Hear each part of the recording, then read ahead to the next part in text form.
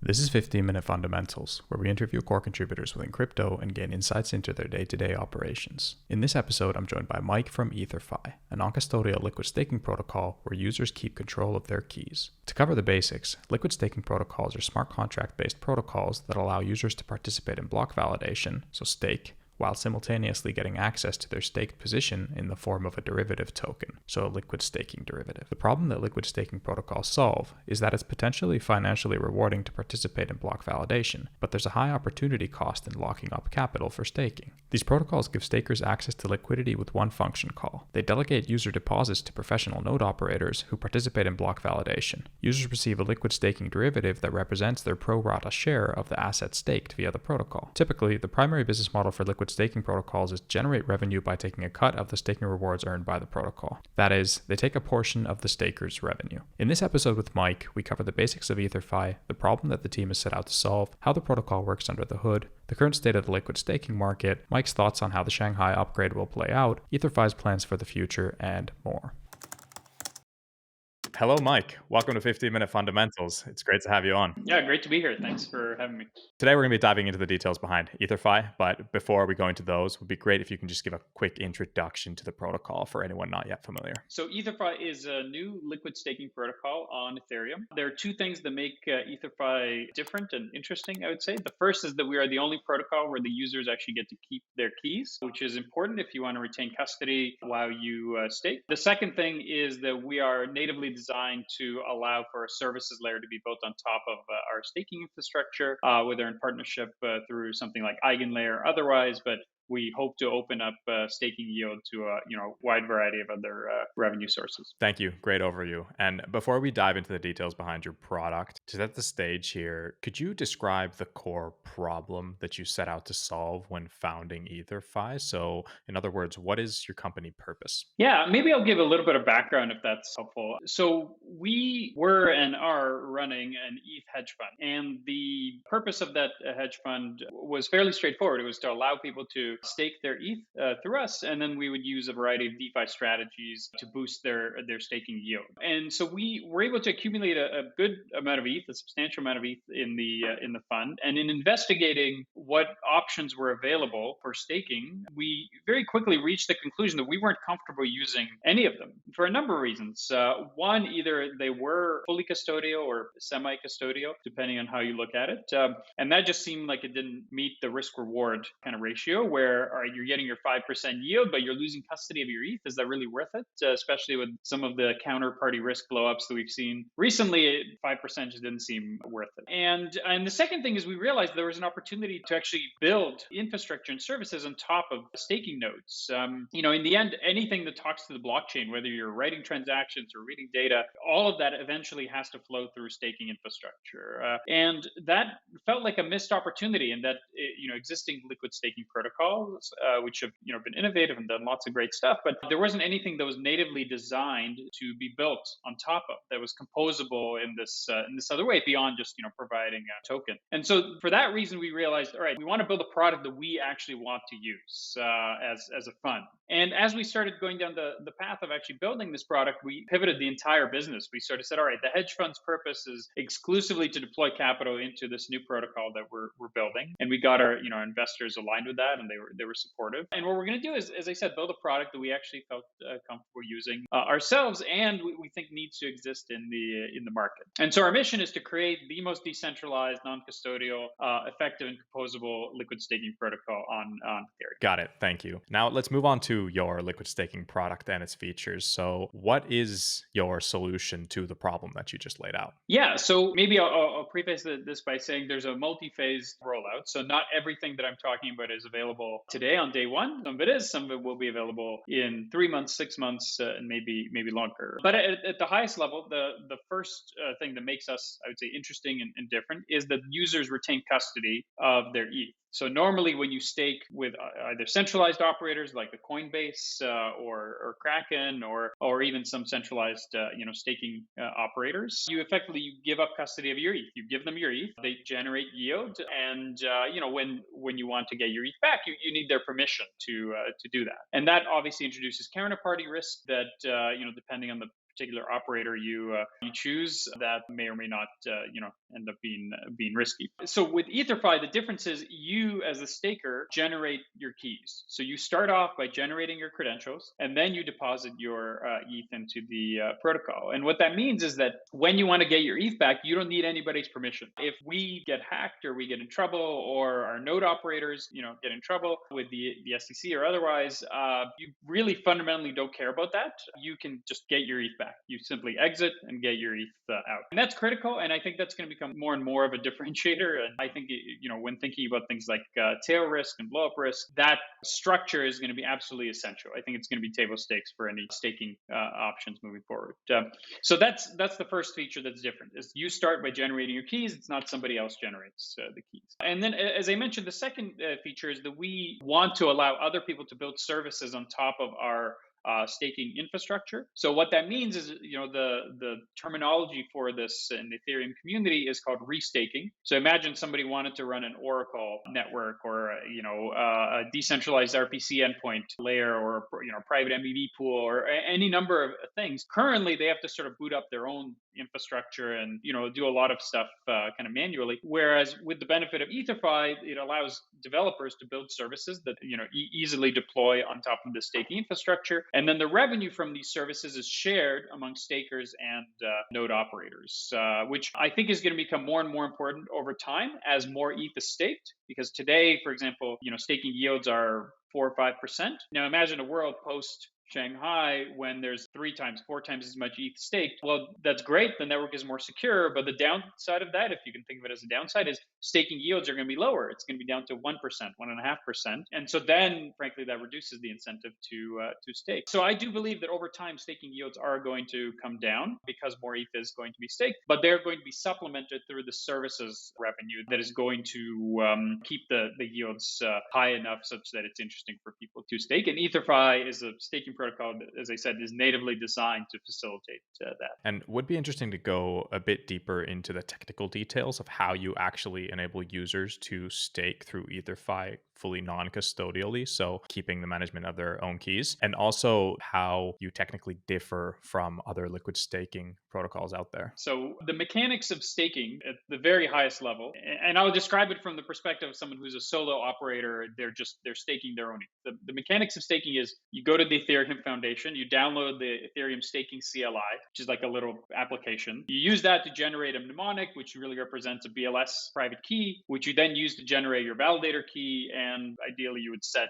withdrawal credentials, 0x01 withdrawal credentials when you actually stake. So you use this data to construct what's called the deposit data file, which is like a little JSON blob. You go to the Ethereum or the Beacon Chain deposit contract. You basically put in this JSON blob that contains this information that you generated using the CLI. Put in your 32 ETH. You submit the transaction. Boom. Okay, you've staked your ETH. Then you take the validator key. And the validator key is effectively the hot key that runs on your Ethereum staking node. And then you run your server. You sync up your nodes. You've got your Beacon Chain client, your execution layer client, and you sync up the nodes and you get them running with the validator key, and it starts doing attestations and generating blocks and all that kind of great stuff.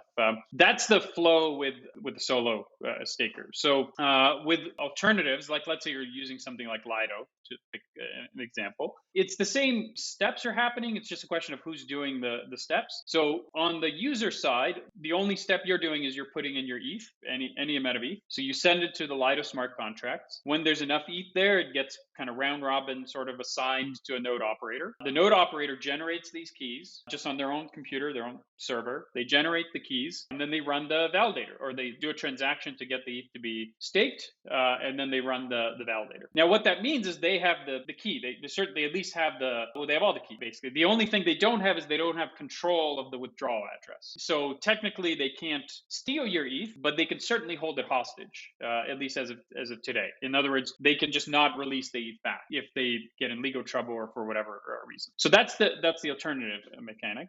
With Ether.fi, as a staker, you start by generating keys. So you download our application, which is a kind of a wrapper on the Ethereum CLI. You generate your keys. So you have the keys now. So that's the big difference. You have the keys instead of the node operator. You have those keys keys, you encrypt the validator key and do a key exchange with a node operator. The node operator, prior to this, has registered themselves as being willing to operate nodes. They've submitted a bid. So they say, I'm willing to bid $20 to run the next, 32 ETH. So they do that in our deposit contract. And as a staker, you generate the keys, you take this deposit data file, you stake it through our deposit contract, which assigns the node operator, and then you go through a key exchange through IPFS to actually share an encrypted version of the validator key with the node operator. Eventually, this will all be DVT, which is to say the key will be sharded and shared across multiple operators. But on day one, you're just sharing the validator key with the encrypted validator key with the node operator, and then the node operator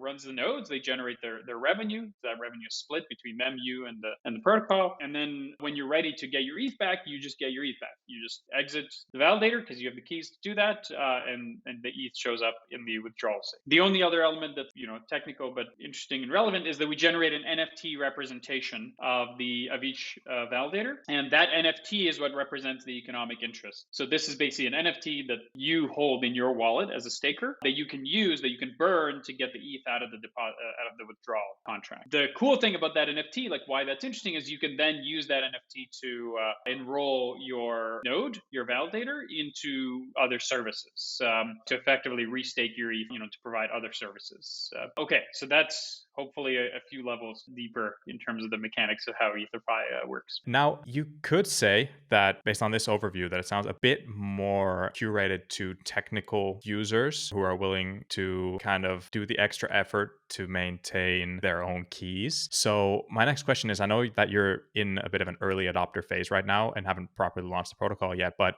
who are the main users? And because we're at such an early stage, who do you see the main users will be with the unique seller proposition that you have introduced to the market? Yeah, that's a great observation. And what I described, the sort of technical flow, is the flow for somebody who is staking 32 ETH or a multiple thereof.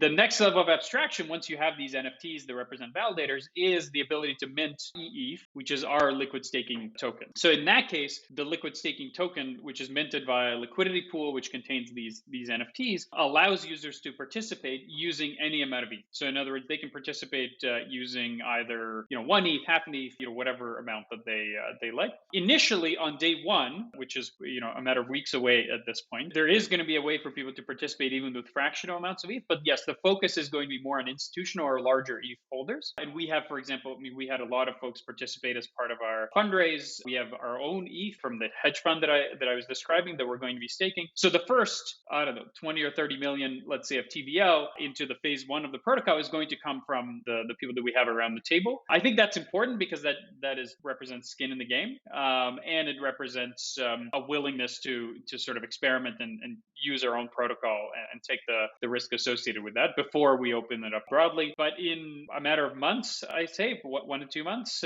we expect and plan to release the liquid staking token, which will easily allow anybody to participate with any amount of ETH. I want to move on to speak a bit about your financials. So can you walk me through your economic model so we understand that how you are capturing fees and how they're distributed to node operators, the protocol, etc.? Yeah, that's a great question. So one of the things that I think makes us interesting, as I described, is these other revenue streams that will increase staking rewards that users are getting. So when it comes to staking revenue, our motto is the same as Lido. So it's a 10% cut of the revenue to node operators and the protocol, shared 50-50, and 90% goes back to stakers. And that's pretty much becoming the standard these days.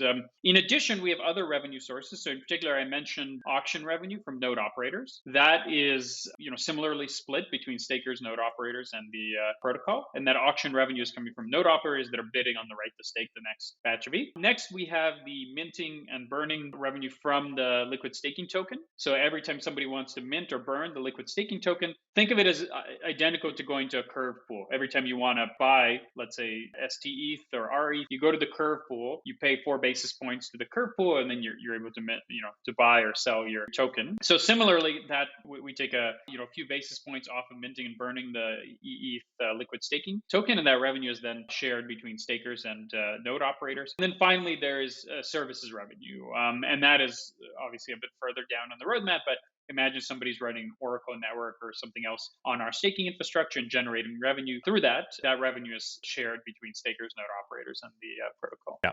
And you've very well laid out how you see Ether.fi's position within the broader liquid staking market and what the unique selling proposition is that you introduce. I wanted to ask a more general question about the current state of the staking market and what you view as the biggest opportunities and biggest risks in this space right now. So I think a number of things. I think we're very early, and I think there is going to be this sort of singularity event that's coming up in, I guess, next week with Shanghai that is going to sort of throw all the cards in the air, and they'll probably land, I think, in different places than than where they sit today. I think we'll see a lot more ETH staked, and that in turn will also lead to a lot of kind of dislocation of staked ETH, and a change in staking revenues and different kind of areas of focus. I think all of that will happen. I also think that we are going to see a lot of fireworks post Shanghai. What I mean by that is, imagine that you're a hacker that has compromised a whole bunch of validator keys from whatever node operators. You, as this hacker, have the ability to threaten, to hold hostage a variety of stakeholders. If you're in that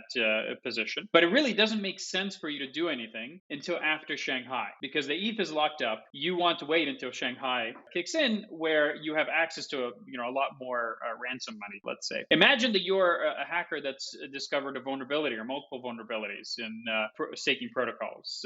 Again, you have a lot of incentive not to do anything until after Shanghai, when there's going to be a lot more ETH available for you to take advantage of. Imagine there's a legal dispute that simply isn't public right now because it's not having any kind of impact, because redemptions aren't possible. There are a lot of unknown unknowns right now. And these unknowns can remain hidden because no protocol or staking operator is facing redemption pressure, because redemptions on staking is not possible. When there is this singularity moment, this discontinuity, when suddenly all of these players have to show their cards, it's a little bit like, okay, we're on the river, to pick a poker analogy, we're on the river, everybody's got to show their cards, and suddenly you see who's holding aces or full house or whatever analogy you want, and who's stuck with nothing. So I think Shanghai hits, and over the preceding weeks, I would be surprised if we didn't see any fireworks. So from a user standpoint, and this is what I'm doing, frankly, I just wouldn't be touching anything. I don't think it's even in my interest to say this, but as a user, what I would do is I would just have my ETH on my hardware wallet and just sit there for like a couple of months and just let the fireworks play out. And then once the dust settles, you can make an informed decision about what you want to do. But I think there's a tremendous amount of risk that is concentrated in this moment, and I'm sitting here kind of like stressing out, worried about what we're going to see. But we'll find out in a matter of weeks. Yeah, got it.